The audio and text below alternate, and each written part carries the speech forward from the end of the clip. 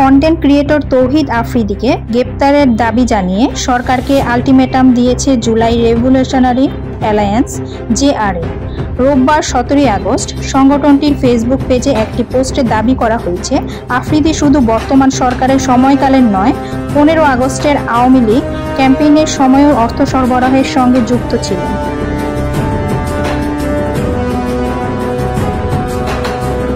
জেআরএ এর ফেসবুক পোস্টে বলা হয়েছে, স্বরাষ্ট্র উপদেষ্টা মহোদয় এবং ডিএমপি কমিশনার মহোদয় জুলাই রেভলিউশনারি অ্যালায়েন্স প্রাইভেট বিশ্ববিদ্যালয় ন্যাশনাল অ্যাসোসিয়েশন অব বাংলাদেশ পুনাপ এবং জুলাই ঐক্য সহ অন্যান্য জুলাই সংগঠনগুলোর পক্ষ থেকে আফ্রিদিকে গ্রেফতারের জন্য আর মাত্র 26 ঘন্টা বাকি।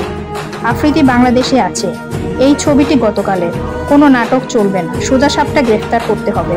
এদিকে বৈষম্য বিরোধী আন্দোলনে যাত্রাবাড়ি থানায় দায়ের করা হত্যা মামলায় তৌহিদ আফ্রিদির বাবা ও মাই টিভির চেয়ারম্যান নাসির উদ্দিনকে রবিবার সন্ধ্যায় গ্রেফতার করেছে পুলিশ। ঢাকা মহানগর পুলিশের জনসংযোগ বিভাগের উপকমিশনার তালিবুর রহমান এই তথ্য নিশ্চিত করেছেন।